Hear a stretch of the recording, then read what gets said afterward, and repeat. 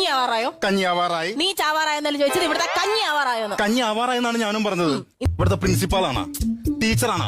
90 കാലഘട്ടത്തിൽ നീ ഞാനും കൂടി ഒരുമിച്ച് പഠിച്ച സ്കൂളാണ് ഇത്. അതെ, നിങ്ങൾ ആണുങ്ങൾ മാത്രം ഇങ്ങനെ തോറ്റ് തൊപ്പിട്ട് പഠിച്ചാ പോരാ, ഞങ്ങള് പെണ്ണുങ്ങളോട് തോറ്റ് മുന്നണിയിലേക്ക് വരട്ടെ. പുളിപ്പുണ്ടോടി? പുളിപ്പ് ഒരു അരിപ്പ് കിട്ടുവോ? അരിപ്പെന്തിനാണ്? ആ കണക്ക് ടീച്ചർ പറഞ്ഞേ ഈ 10 ഒന്ന് അരിച്ചോണ്ട് ചെല്ലാൻ. അയ്യോ, അതങ്ങനെ അരിച്ചോണ്ട് അല്ല പറഞ്ഞത്. ഹരണം അറിയോ? കാരണം അറിയാനോ? അതല്ല, ഗുണിക്കാൻ അറിയാമോ? അയ്യോ, കിണിക്കാൻ അറിയാമോ? ഗുണിക്കാൻ അറിയാമോ? എത്ര പഠിച്ചാലും അങ്ങോട്ട് തലേ കേറുന്നില്ല. അതെന്താ പ്രശ്നം അറിയാമോ? ഈ മാറി മാറി വരുന്ന സിലബസ് ആണ് പ്രശ്നം. ബസ്സുകളാകുമ്പോ മാറി മാറി വരും. ശ്യാമളെ, അങ്ങനെയൊന്നും പറയല്ലേ ശ്യാമളെ. പറയല്ല വേണ്ടത്. ഒരു പണിക്കും പോലാതെ കാവി കൊടുത്ത് കുറെ മോന ഇട്ട് ചന്ദനം പൂശി നടക്കും കള്ളസ്വാമി. അതേപോലെയുള്ള ആൾക്കാർ കുടുംബം നോക്കണം. ഞാനും എന്റെ കൊച്ചി എങ്ങനെ കഴിയണമെന്ന് നിങ്ങൾ ചിന്തിച്ചിട്ടുണ്ടോ? നിങ്ങൾക്ക് ഇവിടെ പശു ഉണ്ടായിരുന്നില്ലേ? എനിക്ക് എന്തുണ്ടായിരുന്നു? പിന്നെ എന്ത് കാര്യത്തിനാ നിങ്ങൾ ഈ ഓടി ഓടി പോണത്? എനിക്ക് ശാന്തി വേണം. അത് കിട്ടിയാ നിങ്ങൾക്ക് പറഞ്ഞ സാധനം കിട്ടി, പക്ഷെ ഇവിടെ വന്നോടുകൂടി എല്ലാം പോയി.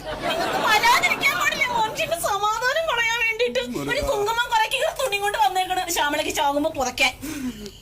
മുരുകാ മുരുകാ, നിങ്ങൾ എന്റെ കണ്ണു മുമ്പിൽ നിന്ന് പൊക്കോട്ടെ, അല്ലെങ്കിൽ ഞാൻ എന്തെങ്കിലും ചെയ്തു കളയും. ശ്യാമളെ, നീ കടുങ്കയൊന്നും ചെയ്യരുത്. ഞാൻ ചെയ്യുന്നല്ല, നിങ്ങളെ കൊല്ലൂന്നാ പറഞ്ഞു ഞാൻ. ശ്യാമളെ, അന്ന് കറിപ്പോൻ പറഞ്ഞു കേട്ടോ സ്വാമി വന്നേക്കണെന്ന്. അച്ഛനെ കണ്ടിട്ട് എന്റെ കൊച്ചിന് മനസ്സിലായില്ല. അവന് മനസ്സിലായില്ലടാ. നോക്ക്, ചന്ദ്രലേഖ. അപ്പൊ നിങ്ങൾ ഉറപ്പായിട്ടും വെളുത്തിട്ടുണ്ട്. ശരി, നിങ്ങളുടെ സോപ്പ് തേച്ചവരൊക്കെ കറുത്താലും നിങ്ങൾ വെളുത്തിട്ടുണ്ട് എന്ന് പറഞ്ഞോണ്ട് നടക്കുമല്ലേ? വെളുക്കുന്നേ കുടുംബോ വെറുതെ ഉരുണ്ട് കളിക്കാതെ നിങ്ങളുടെ മുകളിലുള്ള ഉദ്യോഗസ്ഥന്മാരാരെങ്കിലും ഇങ്ങോട്ട് വിളിച്ചാളെ ഇങ്ങോട്ട്. സാർ ഇങ്ങോട്ട് വരില്ല. വിളിക്കടി നീ മര്യാദ. സാർ ഇങ്ങോട്ട് വരില്ല. നാട്ടുകാരെ മുഴുവൻ കാശും പിടിച്ച് വിഴുങ്ങിയിട്ട് കണ്ട പറഞ്ഞിട്ട്. സാറൊന്ന് പെട്ടെന്ന് ഇവിടെ വരണം, അത്യാവശ്യമായിട്ട് ഒരാൾ കാണാൻ വന്നിട്ടുണ്ട്. ഇപ്പൊ വിളിച്ചപ്പോ വരുവോ? ഇപ്പൊ വരുവോ സാറ്?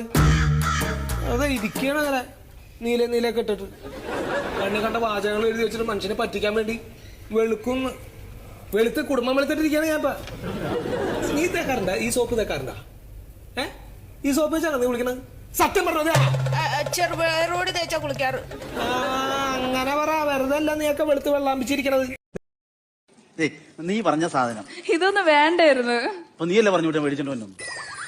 ചുമ്മാ ചേട്ടന്റെ ഒരു കാര്യം നടന്ന് മനുഷ്യന്റെ തലവേദന എടുത്ത് വന്നേക്കോ. എന്ത് പറ്റി? ഗുളിക വല്ലതും വേണോ? ഗുളികയൊന്നും വേണ്ട. പിന്നെ ഇത് നല്ല കൈപ്പുണ്യമുള്ള കൈ കൊണ്ട് നല്ലൊരു സൂപ്പർ ചായ ഇട്ട് തന്നാൽ അത് കുടിച്ചാൽ തീരാവുന്ന തലവേദനയെ ഇരിക്കുള്ളൂ. അമ്മേ, ഒരു ചായ. എടുക്കാൻ പോനെ ചേട്ടാ, വല്ല കുഴപ്പമുണ്ടോ? കഴിക്കോ? കൈക്കൊരു കുഴപ്പമില്ല. ഒരു കുരു ഇല്ലല്ലോ, ഒന്നുമില്ല. വികലാംഗിയോ ഇല്ലല്ലോ. അല്ലല്ല. പിന്നെ ഞാൻ ഇട്ടുകാരില്ല നിങ്ങൾക്ക് ഒരു ചായ. അമ്മയെ വിളിച്ച് പറയേണ്ട കാര്യമുണ്ടോ? നീ ഇങ്ങനെ തുള്ളലെന്തിനാ? ഒരു സ്നേഹമില്ല ഈ മനുഷ്യന്. എന്നെ കണ്ടിട്ട് ഇപ്പൊ എന്ത് തോന്നുന്നു? എന്ത് തോന്നാൻ എല്ലാ ദിവസത്തെയും പോലെ. എടി, അങ്ങനെയല്ല, എന്റെ സ്വഭാവം ഇപ്പോ എങ്ങനെ, എന്ത് തോന്നുന്നു? സ്വഭാവം പണിക്ക് പോകാതിരിക്കുക, എന്നും പോയി എന്തെങ്കിലും മണ്ടത്തരം കാണിക്കുക, എന്റെ അരിക്കലത്തിൽ കൈയിട്ട് തരിക, എന്നോട് ഗുസ്തി പിടിക്കുക, ഇതൊക്കെ തന്നെ. കഴിഞ്ഞോ? നല്ലതായിട്ടൊന്നുമില്ലല്ലോ. എന്തെങ്കിലും ഒരു നല്ല കാര്യം കൂടെ പറ, ഒരെണ്ണം കേൾക്കാൻ മനസ്സിനൊരു ആഗ്രഹം കൊണ്ടാ. നല്ലപോലെയുള്ള കാര്യം, നല്ലപോലെ കള്ളം പറയും, നല്ലപോലെ ആൾക്കാരെ പറ്റിക്കും, നല്ലപോലെ തിന്നും, നല്ലപോലെ ഉറങ്ങും, എന്തെല്ലാം കാര്യങ്ങൾ. മതി. അയ്യോ, ഭർത്താവിനെ പറ്റി ഭാര്യ വർണ്ണിക്കുന്നത് എന്റെ വിധി എന്ന് പറഞ്ഞാൽ മതിയല്ലോ. എന്റെ രവി, എന്റെ ചേച്ചി, അതല്ല, എനിക്ക് ഇയാളുടെ കൂടെ മടുത്ത്. എനിക്ക് എങ്ങോട്ടെങ്കിലും പോയാ മതി. ഓരോ സീസൺ വരുമ്പോ ഓരോ നാട്ടില് ഓരോ വേഷങ്ങളാണ്. ജീവിക്കാൻ വേണ്ടിയല്ലേ? ജീവിക്കാന്. ഓണാവുമ്പോ ഇങ്ങേര് മഹാബലി, ഞാൻ വാമനൻ. ക്രിസ്മസ് ആവുമ്പോ ഇങ്ങേര് സാന്താക്ലോസ്, ഞാൻ ആട്ടിടയൻ. ഇനി ദീപാവലി ആണെങ്കിലോ അന്നം കമ്പത്തിരി ചേച്ചി പടക്കം. പടക്കം ബിസിനസ് ആണല്ലോ നമ്മൾ ചെയ്തത്. ഒരു കാര്യം ചെയ്യ്, എന്ത് നീ അകത്ത് ഡ്രസ്സൊക്കെ മാറിയിട്ട് വാ. നല്ല ഡ്രസ്സൊക്കെ ഇട്ടുകൊണ്ട് നിൽക്കണം കേട്ടാ. നല്ലതാ. 16 വർഷമായിടാ കല്യാണം കഴിച്ചു. എന്റെ ഭാര്യ പയ്യ പോക്ക് കണ്ടോ? ശരിയാ, പോക്ക അല്ല, നല്ല പോക്ക. അന്ന നടാ ബിസിനസ്സുകാരെ കുറിച്ച് ഇവിടെ ആർക്കും അറിയണ്ടല്ലോ.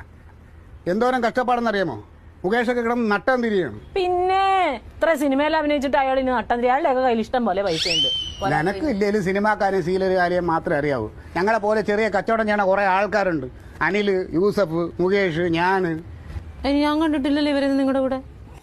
അമ്മ അനിൽ അംബാനി, മുകേഷ് അംബാനി, യൂസഫ് അലിയെ കുറിച്ചൊക്കെ പറയണ. വലിയ കോടീശ്വരന്മാരാണ് അവരൊക്കെ. അതെ കച്ചവടം ചെയ്യണവരെല്ലാരും ബിസിനസ്സുകാർ തന്നെ കേട്ടാ